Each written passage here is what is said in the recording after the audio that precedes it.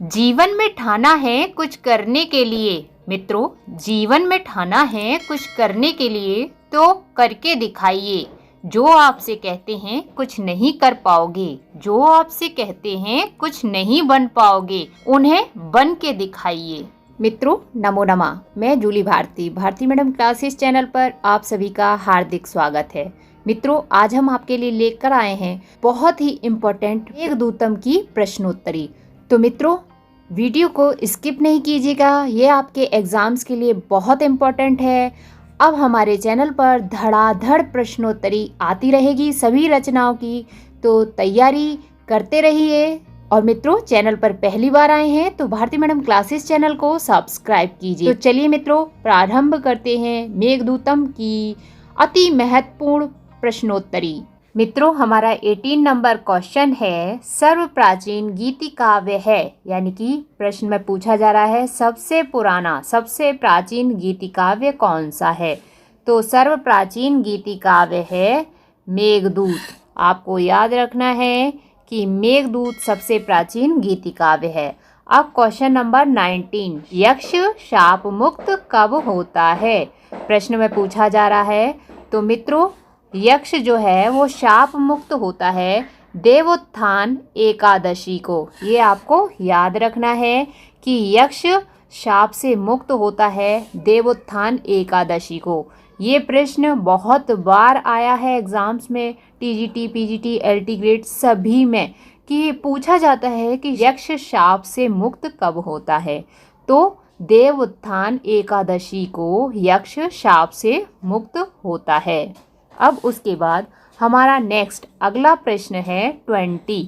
मित्रों, 20 नंबर का क्वेश्चन पढ़ने से पहले हम आपको बता दें कि यहाँ पर हमने 18 नंबर क्वेश्चन से स्टार्ट किया है। तो मित्रों, इससे पहले की यदि वीडियो आपने नहीं देखी है प्रश्नोत्तरी वाली, तो ऊपर आई बटन पर क्लिक करके आप उसको देख सकते हैं। साथ ही नीचे डिस्क्रिप्शन बॉक्स में भी प्लेलिस्ट के लिंक दिए हैं, उस पर भी क्लिक करके आप देख सकते हैं। कोई भी प्रश्नोत्तरी की वीडियो मिस नहीं होनी चाहिए, इससे आपका ही लॉस होगा। इसलिए सभी प्रश्नोत्तरी को आप अच्छे से सॉल्व करें और कोशिश करें कि जितने प्रश्न लाते हैं आप उनका सही आंसर दे पाएँ। ज़्यादा से ज़्यादा अटेम्प्ट करें क्वेश्चंस और सॉल्व करें। एग्ज़ाम में आपको इन प्रश्नोत्तरी से बहुत हेल्प होने वाली है, क्योंकि इसी तरह के प्रश्न और यही प्रश्न पूछे जाते हैं। तो सभी रचनाओं की प्रश्नोत्तरी आती रहेगी।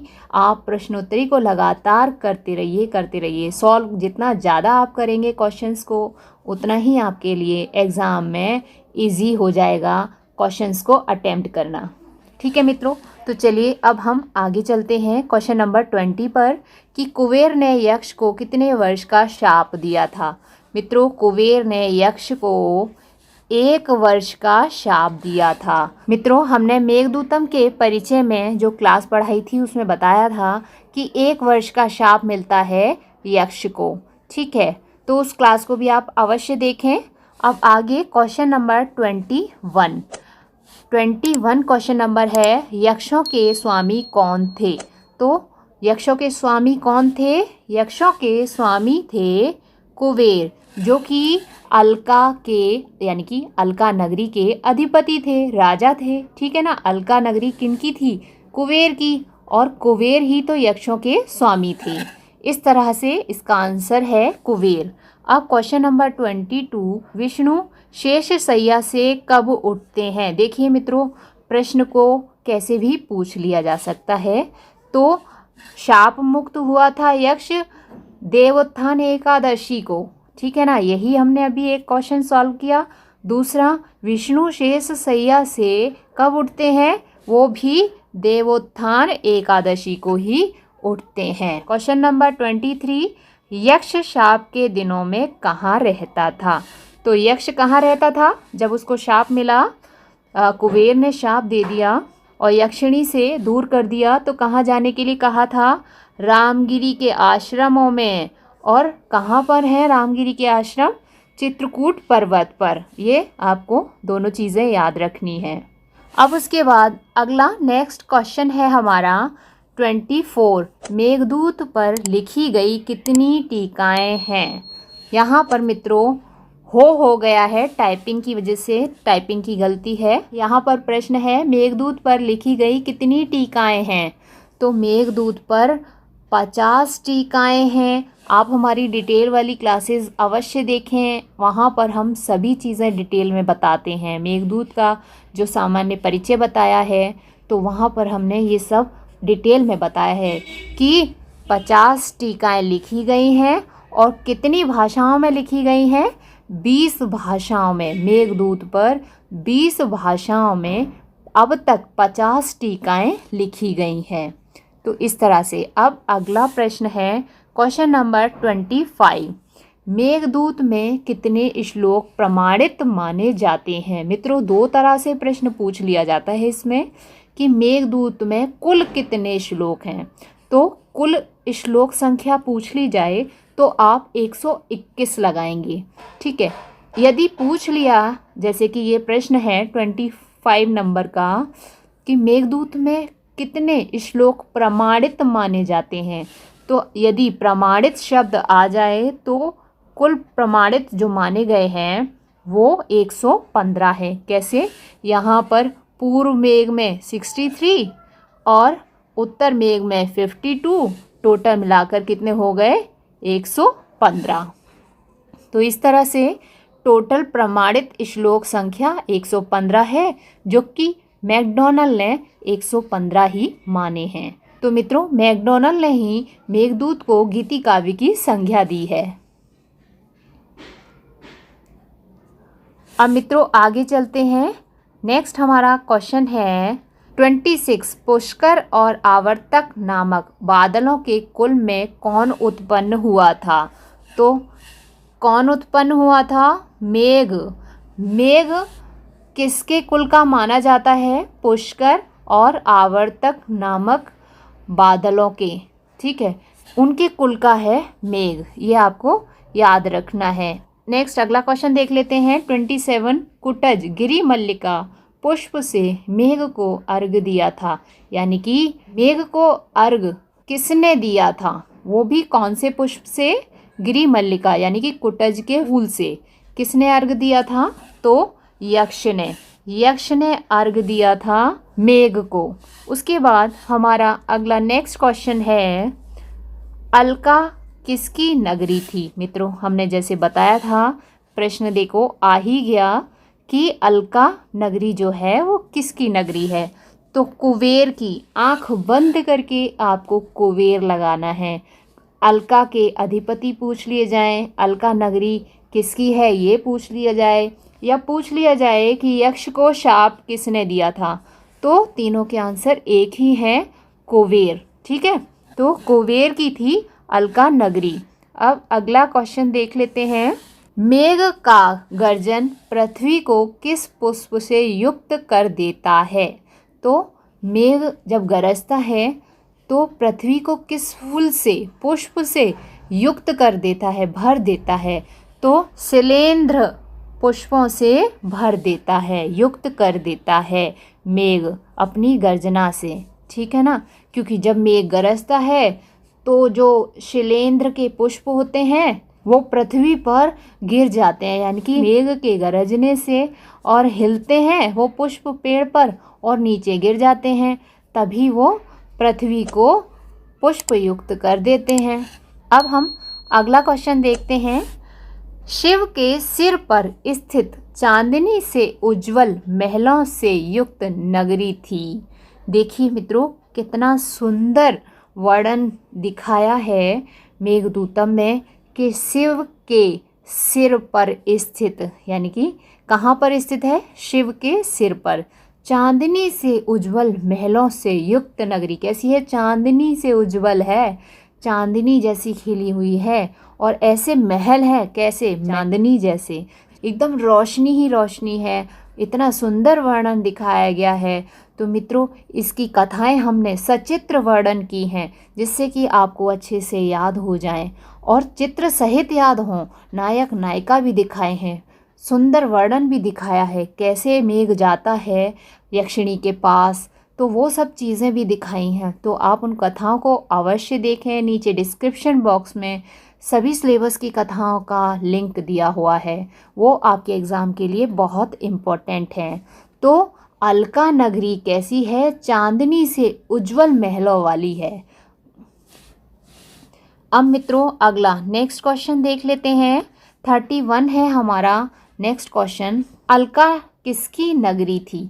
अलका किसकी नगरी है? देखिए प्रश्न को कैसे बार बार अलग अलग तरीके से पूछ लिया जा रहा है, तो कंफ्यूज नहीं होना। अलका नगरी कुबेर की ही है, बस आप इतना याद रखिए। और यक्ष को शाप देने वाले कुबेर हैं। अब उसके बाद नेक्स्ट 32 नंबर का जो क्वेश्चन है वो कैलाश तक मेघ का साथी कौन था? बहुत इंपॉर्टेंट क्वेश्चन है कि कैलाश तक मेघ जब जाता है यक्ष का संदेश लेके, तो कैलाश तक उसका कोई साथी बनता है। तो जो साथी है वो राजहंस है। राजहंस बनता है मेघ का साथी। ये आपको याद रखना है। अब नेक्स्ट है क्वेश्चन हमारा 33 नंबर क्वेश्चन है। विंध्य के पठार में कौन सी नदी बहती है? तो रेवा नदी बहती है विंध्य के पठार में। देखिए पूरा ज्योग्राफी दिखाया है यहाँ पर, पूरा कि कौन सी नदी कहाँ बहती है, कौन से झरने, पहाड़, पठार सब कुछ दिखाया है। तो रेवा नदी विंध्य के पठार में बहती है। ठीक है, रेवा नदी को नर्मदा नदी भी कहा जाता है। कंफ्यूज नहीं होना, या तो रेवा नदी आएगा नहीं तो नर्मदा नदी आएगा ऑप्शन में। तो आपको रेवा अर्थात नर्मदा, यानी कि ये सही आंसर है। कहीं रेवा दे दिया जाता है कहीं नर्मदा, तो आप एक याद नहीं रखिए, ये याद रखिए रेवा नदी को ही नर्मदा नदी कहा जाता है। ठीक है, इसका दूसरा नाम नर्मदा नदी है रेवा नदी का। नेक्स्ट क्वेश्चन है हमारा, अवंतिका की राजधानी थी। तो अवंतिका की राजधानी क्या थी? उज्जैनी। तो उज्जैनी अवंतिका की राजधानी थी। अब मित्रों नेक्स्ट क्वेश्चन है हमारा, वेतवा नदी कहाँ बहती थी? तो वेतवा नदी विदिशा में बहती थी। विदिशा नगरी का आपने नाम सुना है, ठीक है ना? तो वहाँ पर वेतवा नदी बहती थी। अब इसके बाद अगला नेक्स्ट क्वेश्चन देख लेते हैं मित्रों हमारा 36 नंबर क्वेश्चन है, दशार्थ की राजधानी थी। दशार्थ की राजधानी क्या है? विदिशा। विदिशा है दशार्थ की राजधानी। ठीक है, अब उसके बाद नेक्स्ट अगला क्वेश्चन है, इंद्र ने नीलगिरी नामक हाथी को किसको दिया था? यानी कि इंद्र ने नीलगिरी नामक हाथी था, उसे किसे दे दिया था? तो प्रद्योत को दे दिया था नीलगिरी नाम का हाथी इंद्र ने। किसने दिया था? इंद्र ने। हाथी का नाम क्या था? नीलगिरी। और दे किसको दिया था? प्रद्योत को। ये आप याद रखिए। चलिए उसके बाद क्वेश्चन नंबर 38, महाकाल किस नदी के समीप थे? तो गंधवती। ठीक है, अब मित्रों हमारा नेक्स्ट क्वेश्चन है 39, कैलाश के ऊर्ध्वभाग में स्थित नगरी है। तो अलका नगरी स्थित है कैलाश के ऊर्ध्वभाग में। ठीक है, ये याद रखिए। अब उसके बाद नेक्स्ट क्वेश्चन है, सूर्य की प्रेयसी किसको कहा जाता है? सूर्य की प्रेयसी यानी कि प्रेमिका। तो सूर्य की प्रेमिका किसको कहा गया है? कमलिनी को। कमलिनी को कहा जाता है सूर्य की प्रेयसी प्रेमिका। क्यों कहा जाता है? क्योंकि जब सूर्य निकलता है उसके बाद कमल खिलते हैं, है ना? उस पर रोशनी पड़ती है सूर्य की और एकदम से कमल बहुत खूबसूरत खिलने लग जाते हैं। इसीलिए कहा जाता है कि सूर्य की प्रेयसी है, प्रेमिका है कमलिनी। ठीक है, उसके बाद अब नेक्स्ट क्वेश्चन है 41वां 41 क्वेश्चन नंबर है हमारा, अलका में सदैव ऋतुएं रहती हैं। मित्रों सबसे पहले कि ऋतु होती कितनी हैं आपको ये पता होना चाहिए। तो 6 ऋतुएं होती हैं और 6 ऋतुएं अलका में सदैव रहती हैं। ठीक है, तो ये आपको जितनी ऋतुएं हैं वो सब अलका में रहती थी। अलका अर्थात अलका नगरी। उसके बाद अब नेक्स्ट क्वेश्चन हम देख लेते हैं, क्वेश्चन नंबर 42, अलका की स्त्रियां कीड़ा के लिए हाथों में लिए रहती हैं। यानी कि क्या लेकर रहती थी हाथों में? तो अलका की जो स्त्रियां थीं, अलका नगरी की वो स्त्रियां कमलों को हाथों में लिए होती थी, कमल। तो मित्रों, अलका नगरी की स्त्रियों के हाथों में क्या लगा रहता था? कमल का पुष्प। ये आपको याद रखना है। उसके बाद क्वेश्चन नंबर 43, अलकापुरी की स्त्रियां बालों में लगाए रहती थीं। मित्रों, ये बहुत इंपॉर्टेंट क्वेश्चंस हैं जो हम आपके लिए लेकर आए हैं। कोई भी चीज़ पूछ ली जाती है क्योंकि यहाँ पर बहुत सुंदर चित्रण दिया है और हर चीज़ अलग अलग तरीके से बताई है मेघदूतम में। तो पुष्प पूछ लिया जाता है, तो हाथों में लिया है तो कमल का पुष्प, और बालों में कौन सा पुष्प लगाया है? कुंद पुष्प। ठीक है, कुंद पुष्प बालों में लगाए रहती थी अलका नगरी की स्त्रियां। तो जाहिर है यक्षिणी भी लगाती होगी, तो यहाँ पर कुंद पुष्प का नाम आया है। अब उसके बाद नेक्स्ट क्वेश्चन है 44 नंबर का कि अलकापुरी की स्त्रियां मुख पर लगाए रहती थी। अब देखिए, अब मुख पर, मुख की, फेस की, चेहरे की बात आ गई। पहले तो क्या था? हाथ में कमल का पुष्प, बालों में कुंद पुष्प। अब मुख पर क्या लगाई रहती थी? लोद्र पुष्प। ठीक है, ये चीज़ें आपको याद रखनी है। उसके बाद क्वेश्चन नंबर 45, अलकापुरी की स्त्रियां जूड़ों में सजाती थी। अब जूड़ों की बात आ गई। देखिए, पूरा श्रृंगार दिखाया गया है कि अलका नगरी इतनी सुंदर है और वहाँ की स्त्रियाँ कितनी खूबसूरत हैं, है ना। उनकी सुंदरता दिखाई गई है और किन चीज़ों से वो सजती थी, है ना। तो जितना भी सजना संवरना दिखाया जा रहा है, सुंदरता दिखाई जा रही है, आप देख रहे हैं प्रकृति से जुड़ी हैं, सब कुछ नेचर। नदियाँ दिखाई गई हैं इसमें, नहरें दिखाई गई हैं, पहाड़ पठार दिखाए गए हैं, पेड़ पौधे दिखाए हैं। और देखो, जितना भी श्रृंगार दिखाया जा रहा है वो सब फूलों से दिखाया जा रहा है, पुष्पों से। तो जूड़ों में क्या सजाती थी? कुर्बक। अब कुर्बक भी जाहिर है कि पुष्प होगा, है ना। तो हाँ, ये पुष्प ही है।